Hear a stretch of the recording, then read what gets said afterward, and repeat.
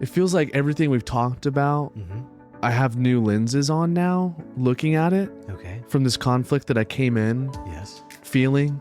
Yes. I feel like I have new lenses on right now. Welcome to Wait, Let's Talk About That, the podcast where you don't just hear about therapy, you hear it happening. I'm Dr. Lee Long, and joining me again is my co-host, Lila Pond, licensed professional counselor and supervisor at Restoration Counseling. Hey, everyone. What makes this podcast different is simple. No script, no rehearsal, and a lot to learn. You're sitting in on a real interview using the WAIT method with a real person in real time. Today, our guest will remain anonymous, and he's here to work through something real and to let you watch the WAIT method come to life as we go. So settle in. Listen for the moment that something shifts, because it always does.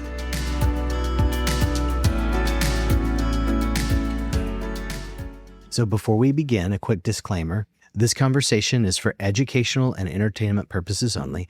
Although I'm a licensed professional counselor in Texas, this podcast is not therapy and does not create a counselor-client relationship. It is not medical or mental health advice. By participating, our guest understands that this recording is public and consents to us editing and publishing the conversation. You confirm? I do. Okay, awesome. Here we go. I am so appreciative of you coming in and being willing to sit down with me and have this conversation. I have an upcoming book, and the concepts in this book, I think I've had conversations with people about it and in my own therapy practice, and the concepts are pretty simple and people get it and agree with it, but then the practice of it can tend to be a little bit difficult.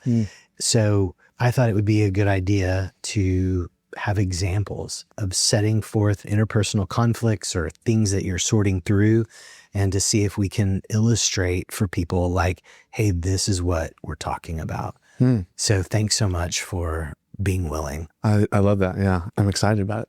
Right on. Did you have a conflict or an experience that you wanted to walk through today? I do. I wouldn't say that it's based off of a specific experience. Okay. But maybe more so leaning towards like an internal battle that I feel like I've had for really my whole life. And I've been in counseling since I was 19, like pretty regularly, at least multiple times a year.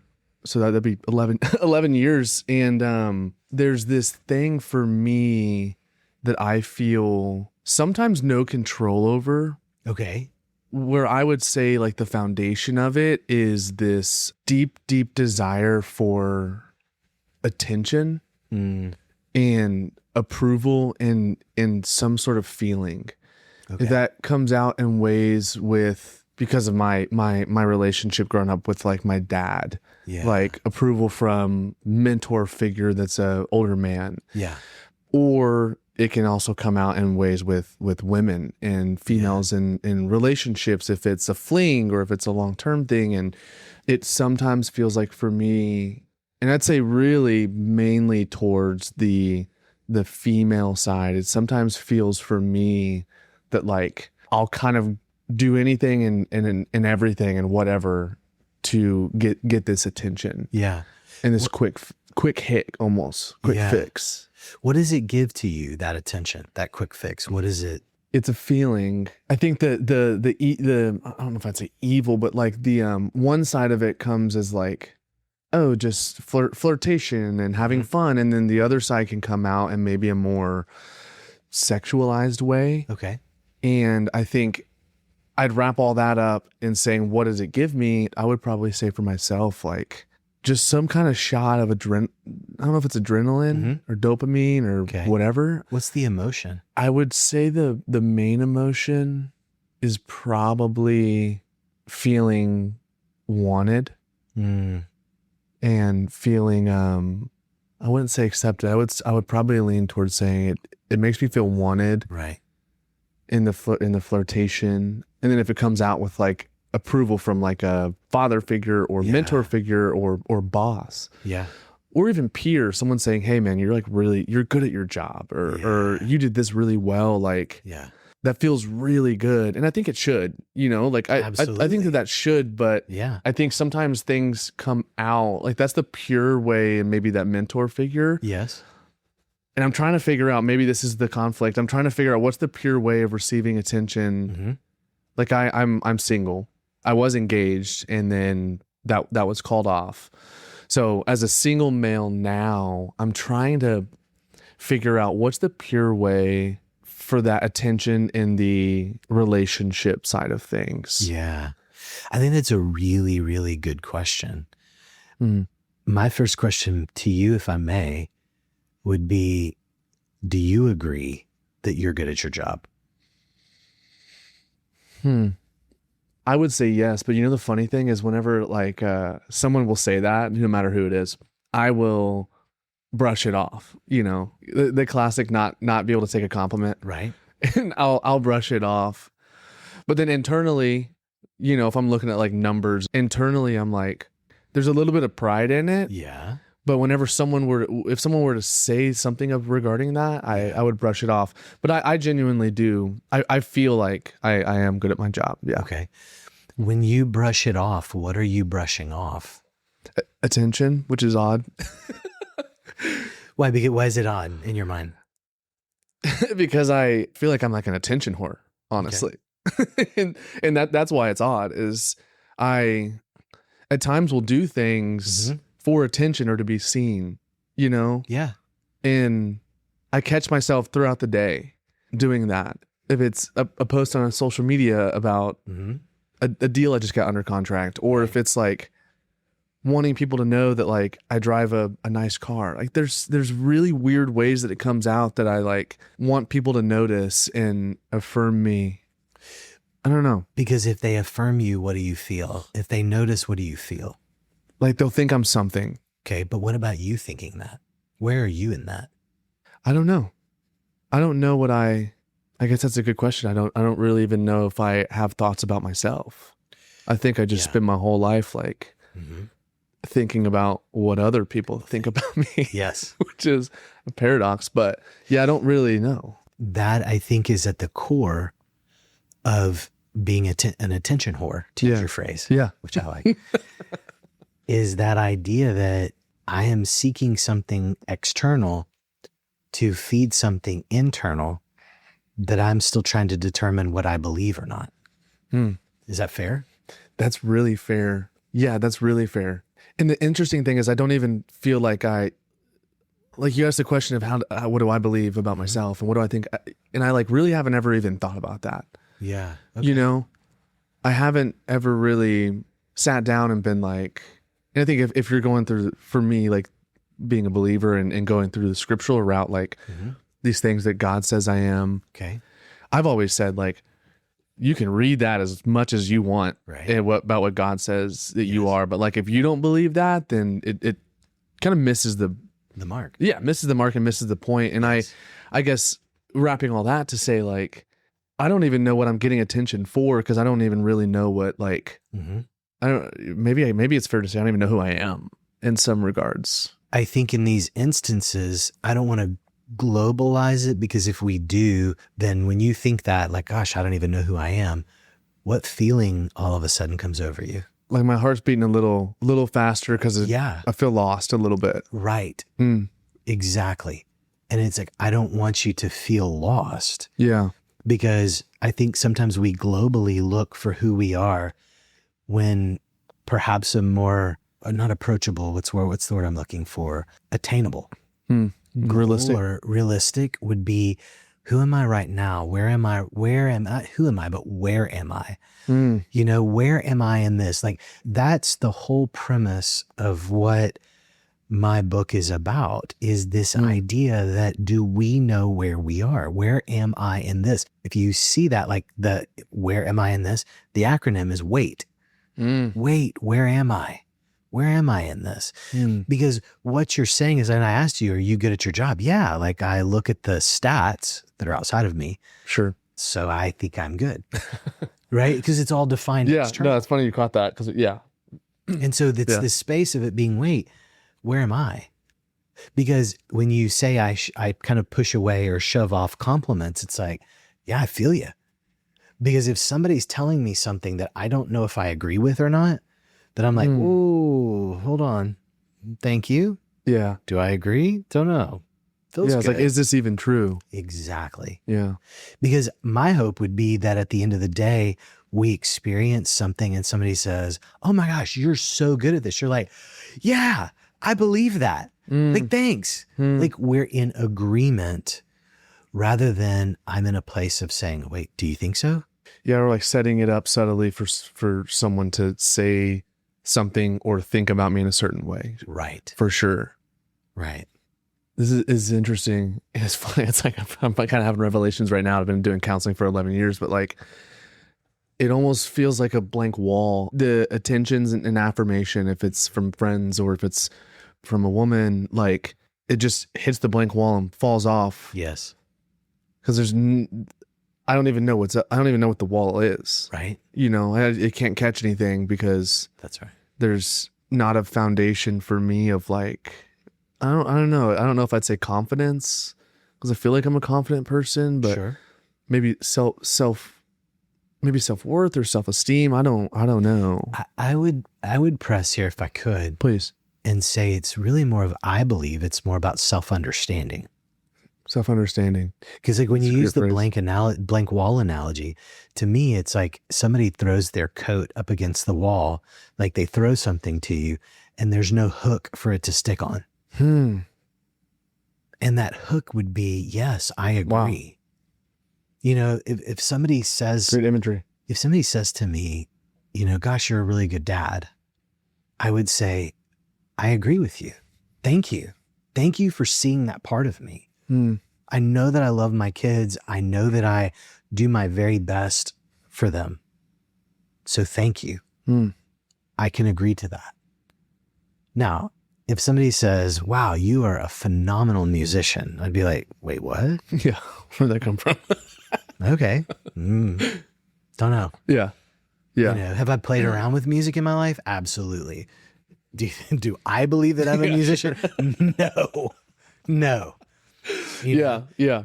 I guess I would switch it then to, I'd love to hear your thoughts and dialogue on like the, I don't know how to say it, woman, female, like the significant, like that kind of, Sure. the interactions with gals or women. And part of me is like wanting to hear like a quick fix answer. And that's just not to your acronym weight. Like, I don't think it is, there is no such thing as a quick fix on it or one size fits all. But like for me, the desire for attention from, and I feel like I know where it comes from or maybe stems from moments in my life of not much of a relationship or attention and approval from my mom. And then in middle school, just being a little bit like of a dweeby kid and not a good looking kid. And then in high school, that changing and I start to get this attention for the first time and I don't know what to do with it.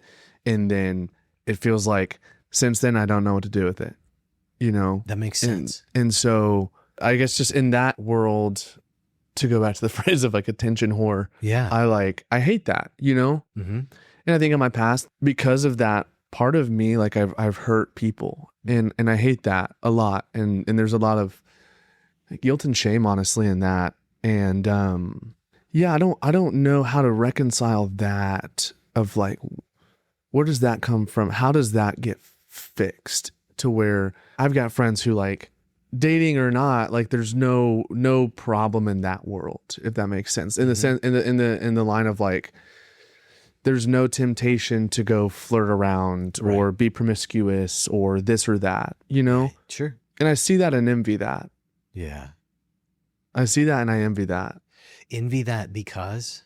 That seems like the more, like that seems, this is a weird phrase to say for it, but that seems like a more Christ-like character trait and feature. Right. For somebody.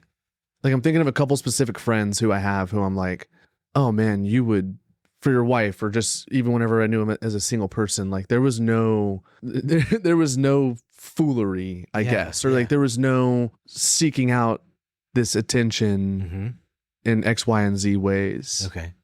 So that's kind of why I would say I'm jealous of it. Okay. And again, if I may push. Yes, please. Okay.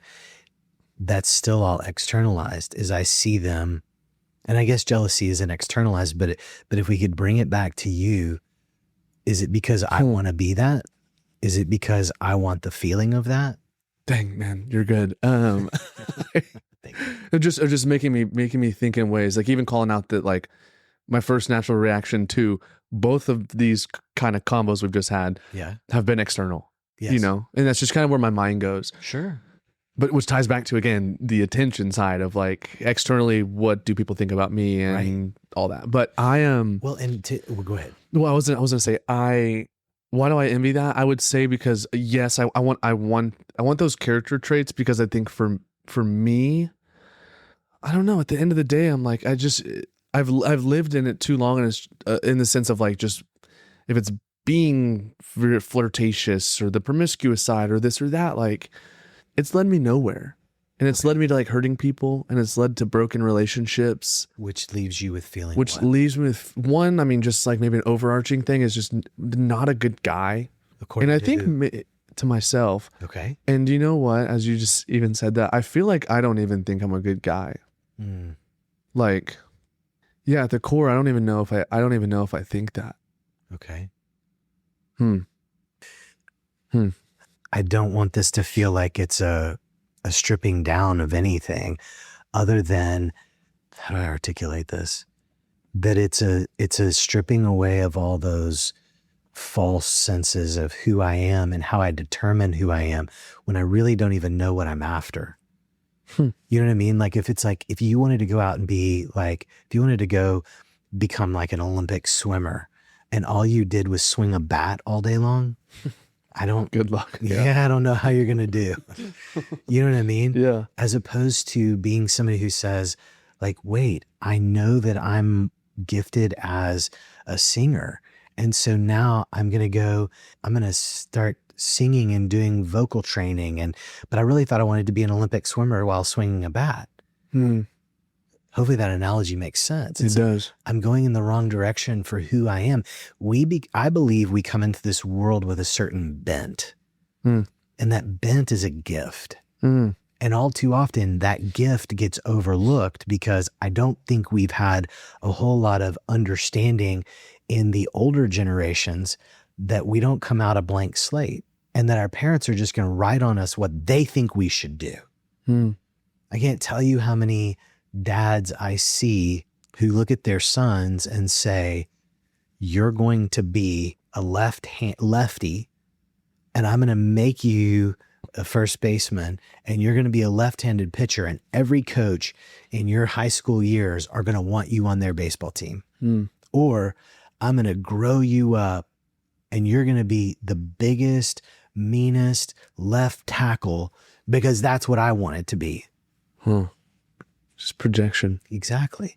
And I think that when we aren't given space to know who we are, and we're not allowed to explore that, and of course in a healthy context, that we walk around thinking, okay, you told me who I am. I'm supposed to be a lefty, but dang it, everything I do goes right.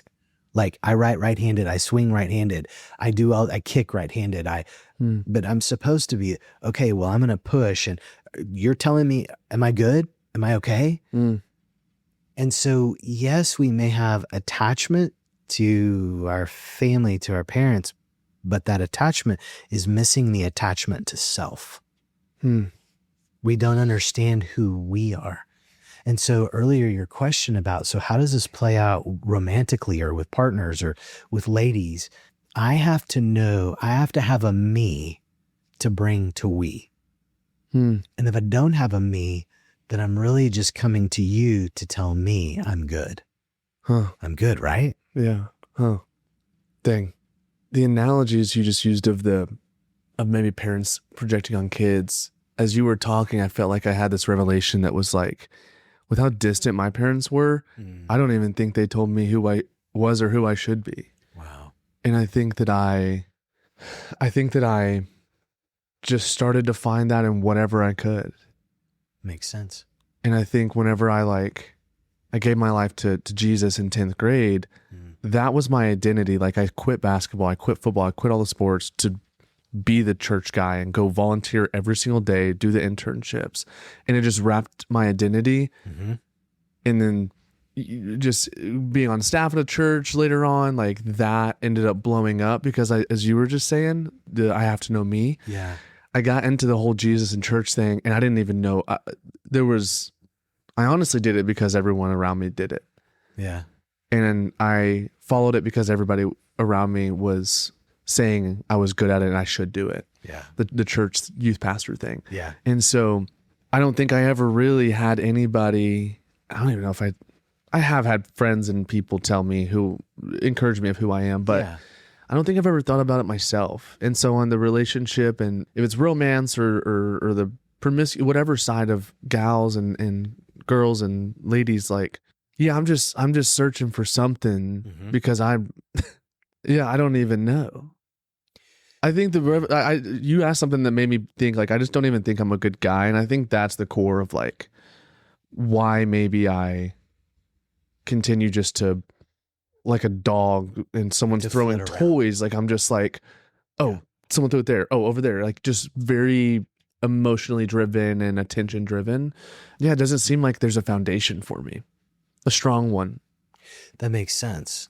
And I think that if you discover that foundation, I think you know what to run after and what you don't. Yeah. Meaning, or one knows what to run after and what not. Sure. Now, of course, we're going to make mistakes. Nobody's perfect. Right. But I think that not knowing, feeling like there was sort of that distant attachment, that I'm just seeking connection. Connection to what? The interesting thing is when we look at childhood development, we oddly learn who we are through interpersonal connection first, which is why I believe we go seek it external, because that's what's supposed to come first. But when we don't know where that attachment lies, we stay externalized. And we don't bring it in. I mean, you think about like kids when they are first born, it's like they don't know the difference between them and their caregiver, right? Right. So they're just a big lump of flesh, Yeah. That's really amazing. They're more than that. I'm not trying to reduce a baby.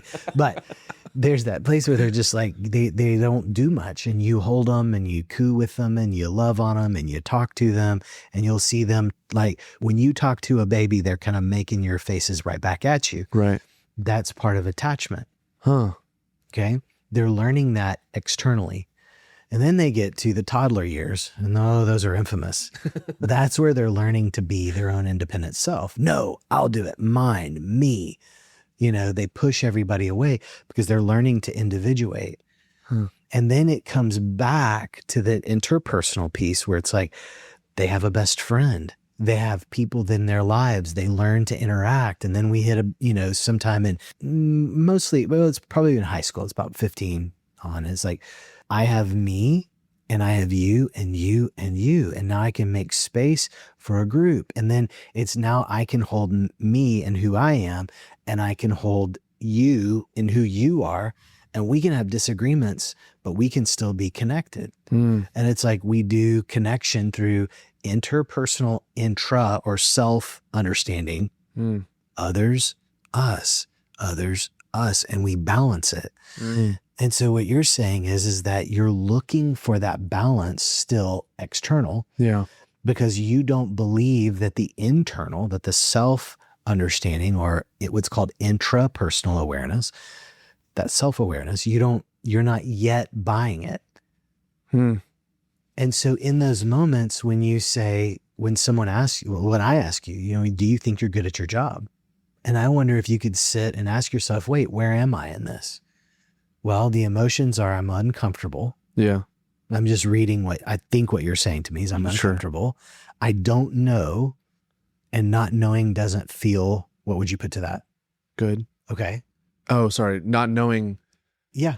Yeah. Not knowing for me makes me uncomfortable. Honestly, you're reading. Yeah. I feel like you're reading me right. Okay. On all those questions you've asked me, I was like, I even noticed I crossed my arms and I kind of shrunk a little bit whenever I had felt a little uncomfortable and down. Yeah. Yeah. I see that through the not knowing. Sure. And can we allow the not knowing to be okay? Instead of judging it, could we get curious with it? Being okay with the not knowing to lead to discovery. That's it. To know. That's it. Because it's not. Because I feel when that feeling comes up of like being uncomfortable or being like, oh man, I feel lonely. Mm-hmm. It immediately goes towards, well, I feel lonely, so I should do whatever I can to not feel that. Yeah. And I don't sit in the, I feel lonely. Why do I feel lonely? Mm-hmm. And bring it back to, if it's, I feel lonely, I know I'm somehow leading to that discovery of, you used a word, The intrapersonal. Intrapersonal. Awareness. Yeah. And right now to what we said earlier, it's just a blank wall with maybe a few scribbles up there of very vague. Yeah.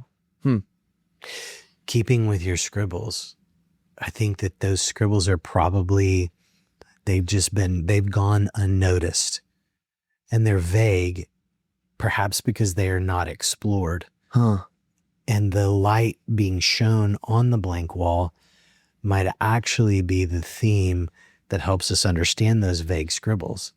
Dude, you're good. That's a beautiful picture. Cause I would say, like, I think for all people, but I'll speak for myself. Like, I would say, like, I know some of the interpersonal self-worth, or like some of those things. I know who I am in some manner. And yes. I have known. Yes. And the scribbles have, I don't know if they've eroded or what, like they're there, to your point. I haven't really explored them to enlarge in them or turn the scribbles into a Sharpie. Yes. To keep going with these metaphors. Like if it's confident or, whatever other characteristic trait, I know some of those things. Yeah, they just haven't been explored. And that's why whenever you said, are you good at your job? I think I do know that. I am good. Yes. But the natural reaction is, here's why I'm good. It's because the data and the numbers and the statistics. Or here's why I'm good, because I've helped this many people. Or I drive a nice car. Like that kind of stuff. Yes. It's like, that's the first reaction. And that's so... Did you say it's externalizing? Externalizing, yeah, or it's not extra personal, intrapersonal, and then it's just externalizing Enter. Okay, but that's my first reaction. But at the end of the day, I do know I'm good at it. Yes, and I think, man, I want to reverse it to the other side of what we keep coming back to about like the relationship side of it. I wonder what I know about myself, because I believe I'm not a good guy, I think, in some retrospects, but I know I am. Yes. Like I know that I'm loving and respectful. Yes. And caring and kind. Right. But they're just scribbles on the wall. And I don't explore them much. Right. Because I think I'm too busy. Just feel lonely, boom, do this. Feel not wanted or abandoned or whatever, do this, you know. But I know. You do. Interesting. You do. That's why I was saying I don't want to go global. Yeah. Because I don't think it's global, because that feels overwhelming. Sure. And that's when you were like, I don't think I'm a good guy. And that's when you did shrink down and close up physically. Yeah. But now I see you're like taking up all this wonderful space in the room that you're due. Because it's not a global statement. It's and I don't want this to come across like like if you feel lonely, you need to sit and really like meditate on the loneliness. Sure. Like take hours to discover. No, it's like, I'm lonely. Where am I in this? I'm kind of missing. I love interaction. Cool. Like interaction. Why? Because I'd really love to be with somebody else. Right on. I can feel that you're a social creature. And so it's like, yeah, I just would love to be with another wonderful human. So now I can take my wonderful self, not to overplay this or to overhype it, but truly, I believe that I'm a good person, and I'm going to go hang with somebody else who I believe is a good person.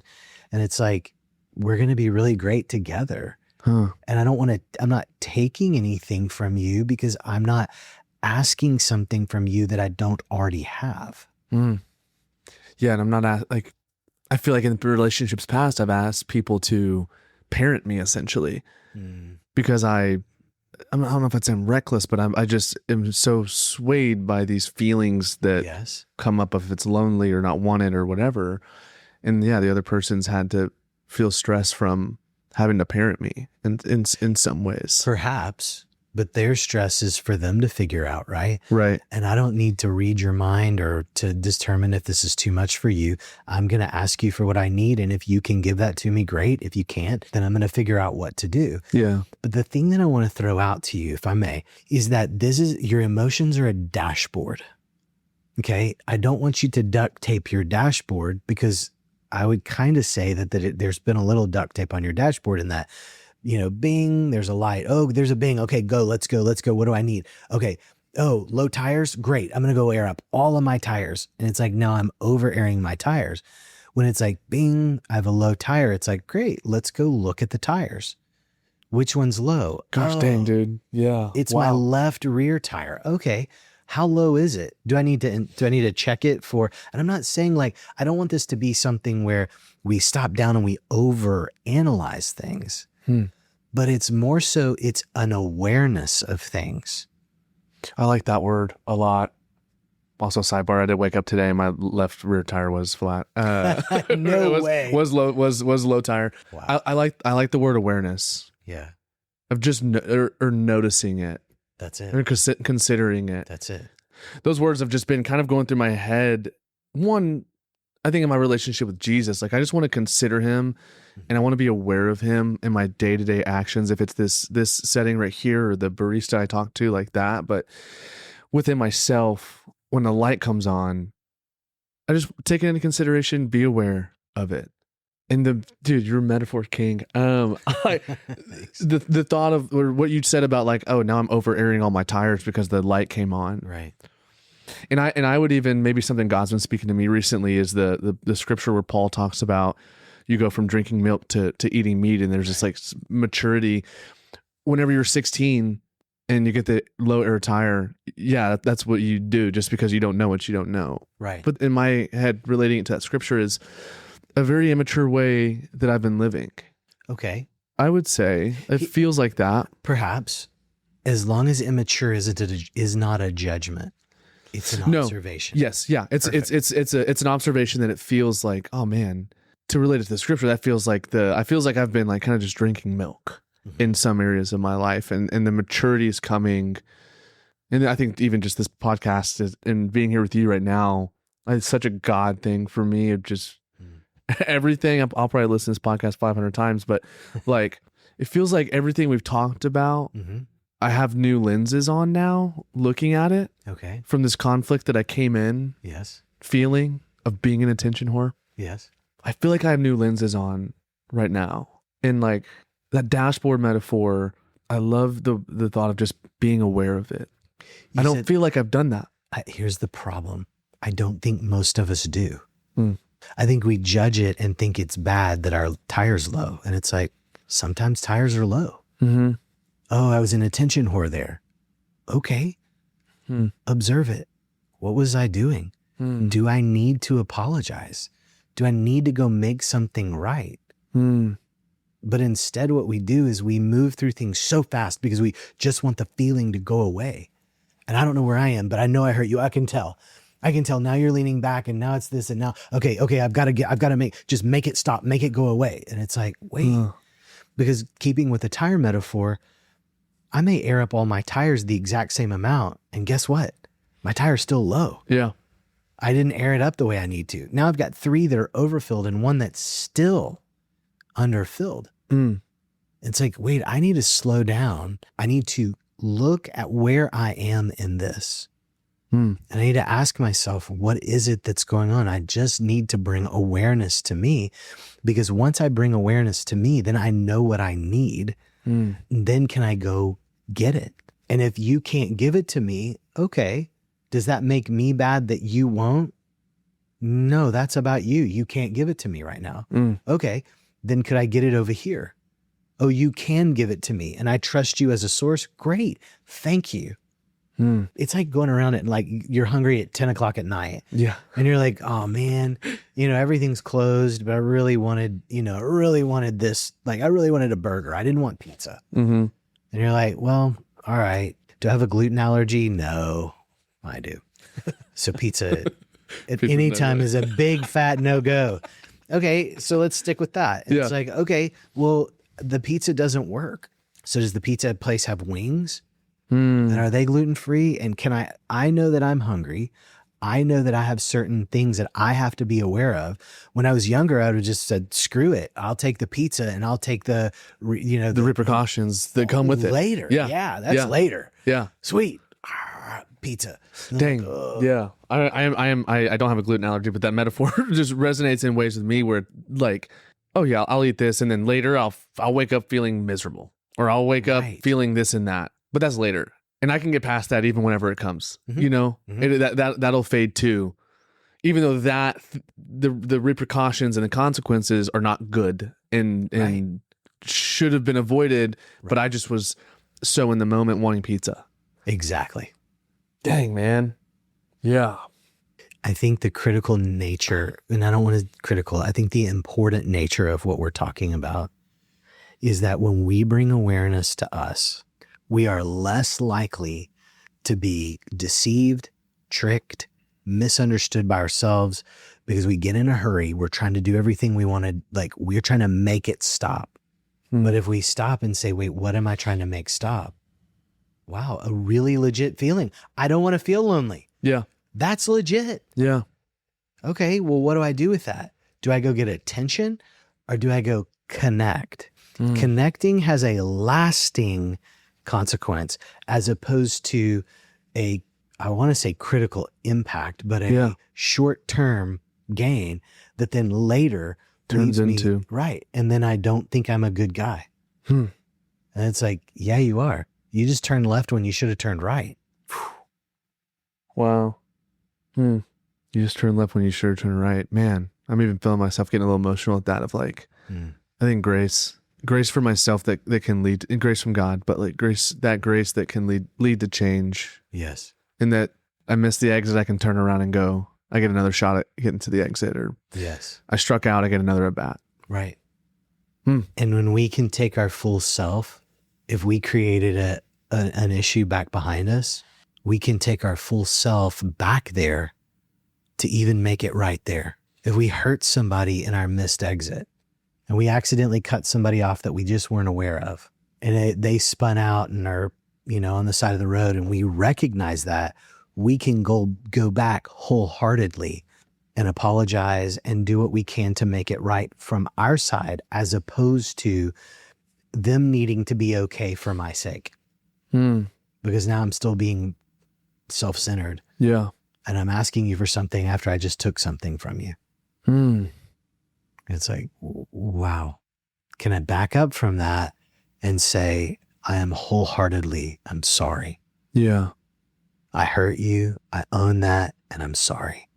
Where am I in this? I'm apologetic. And I understand. You want to talk about repentance, which means changing your mind. I saw my impact. I know where I am now. And I don't want where I am to collide with you in a way that harms you. And if I did it knowingly, then I can sort through that. If I did it unknowingly, then I can sort through that. But I think at the end of the day, the key is, wait, where am I in this? That is beautiful. Yeah. I love the wait. I love the wait acronym. Thank you. Thank you. I can't thank you enough for showing up and like just opening your whole soul to me. That's such a gift, and I don't take it lightly. So thank you. No, man. Thank you. Just the atmosphere of this too, you've created is very welcoming, and your dialogue and pushing back and pressing and then asking questions has been so helpful for me, honestly, in this session or in this time. And I'm just grateful to even have the opportunity. So I really do appreciate you so much. Thank you. And that's where we'll leave it today. To our guest, thank you. Thank you for your honesty, for your courage, and for your willingness to ask the harder question. Yes, it meant so much. And if something you heard landed for you, sit with that. Don't rush past it. The wait method only works when you actually stop and ask, where am I in this? If you want to go deeper, Lee's book, Wait, Where Am I in This, is available now wherever books are sold and at drleelong.com. It's also available on Audible and Amazon. And on Audible, you'll get to hear more of this guy's voice because I was lucky enough to be able to do the narrating. Absolutely. I always feel like I've spent time visiting with you, Lee, when I listen to the book over again, because it's so rich with information that is helpful in me remaining with me so that I can better interact with those around me. It's that internal experience and that understanding that you talk about in the interview, like the hook on the wall. If you throw your coat against the wall and there's no hook, hey, we need that. So thank you. Thank you. And thank you for listening to Wait, Let's Talk About That. We'll see you next time. Your path to mental wellness starts right here.